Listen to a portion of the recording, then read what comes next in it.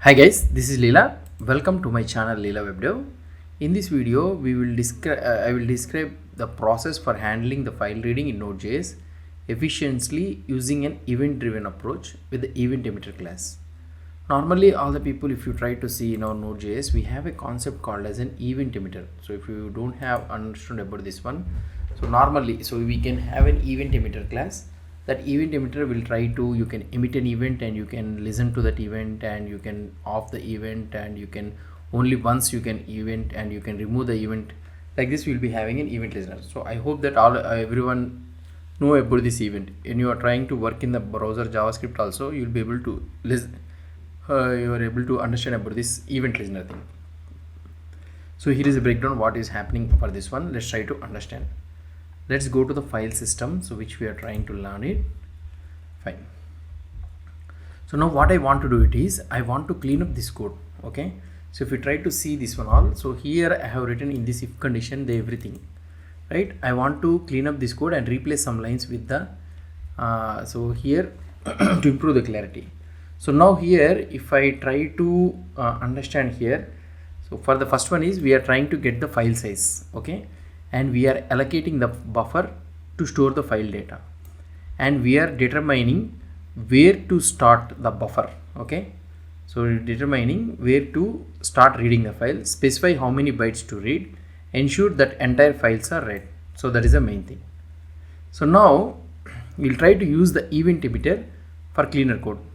Normally if you try to check the file handle, so here if you try to check this file handle, okay, if I try to open this one, so here you'll be able to see that all file handle objects are event emitters.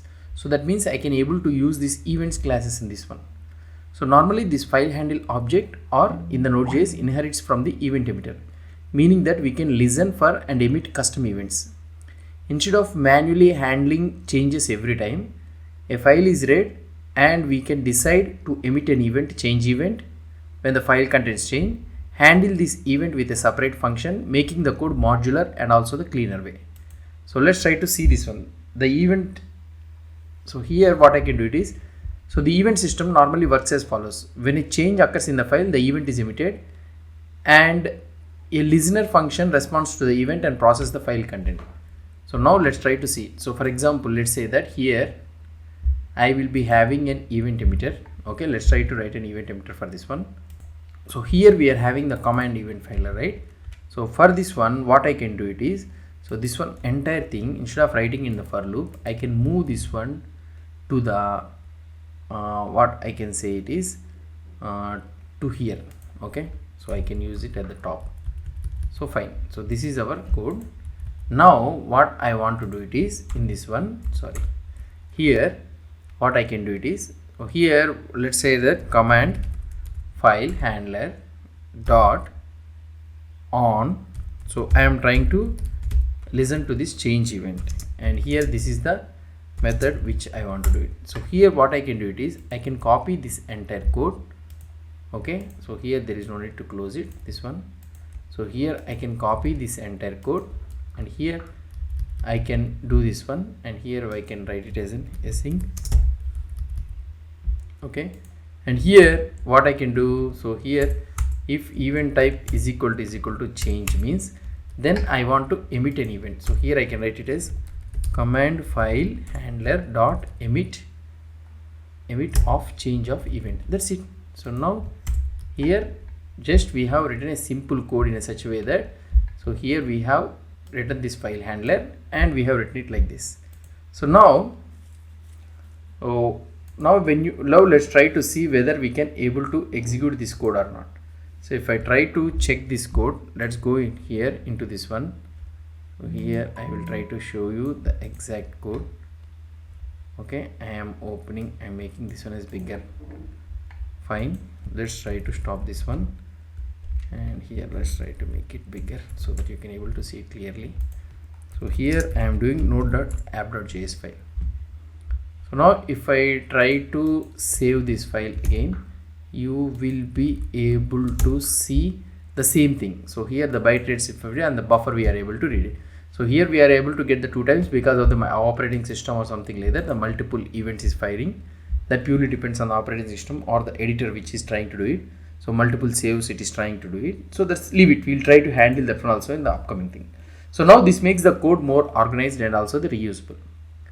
So now decoding the file data. If you want to see here, the file contents are stored as a raw binary data. So now normally the file content which you are getting, it will be stored in a raw binary data.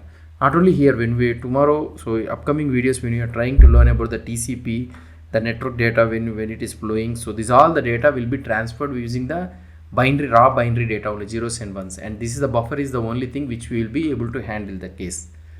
So now raw binary data, if you are means you need to use the buffer, that's the only thing. So now you are having a buffer here. So now this command file handler dot read, automatically it will fill the buffer. So that's why there is no need for us this variable. So that why, because automatically this buffer has been filled, so we can make use of this buffer. So now you know about the buffer and all those things.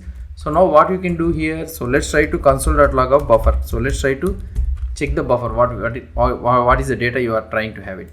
Now if I try to remove this one and if I try to do it node app.js, and here if I remove these two files and if I try to show you the output for this one, so here you will be able to see the same buffer, you are able to get it, the same output which you are able to see it, the same thing, the buffer is getting filled here and we are able to see the same buffer. Okay, so now when you are having a buffer means, so now we need to convert this into human readable text. So the data must be decoded. So here the buffer contains the encoded data. The default encoder is nothing but UTF-8, which I have shown you. So now we need to decode it. So normally the decoder takes the raw data like zeros and ones and converts it into a meaningful text. Here the buffer is containing the raw data, that is nothing but zeros and ones, which you are able to see it in a hexadecimal format. This is all hexadecimal format. So this one is having 4 bits and this one is having 4 bits. Total of 8 bits, that is nothing but 1 byte. So if you try to convert this 48 hexadecimal into a binary data, you will be able to get the binary value. So 8-digit binary value. So that is nothing but UTF-8. So now it will take this raw data like zeros and ones and convert it into a meaningful text. Now we have a decoded data. Now if you want to encode the data means we need to have an encoder. So the encoder does the opposite. That is nothing but turns the text into a raw data. So that's why the encoder, it has been encoded.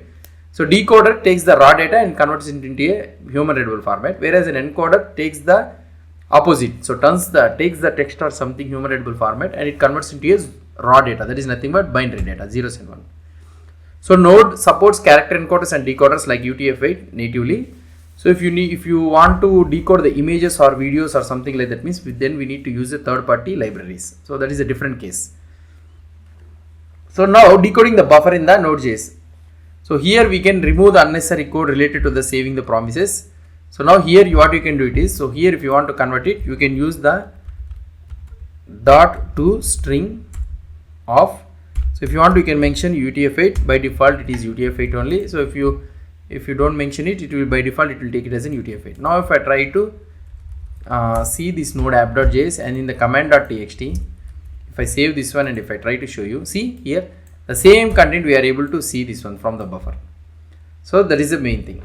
So now in the next step what we will try to handle is, now the contents we are able to see that has been decoded and also the encoded and also the decoded.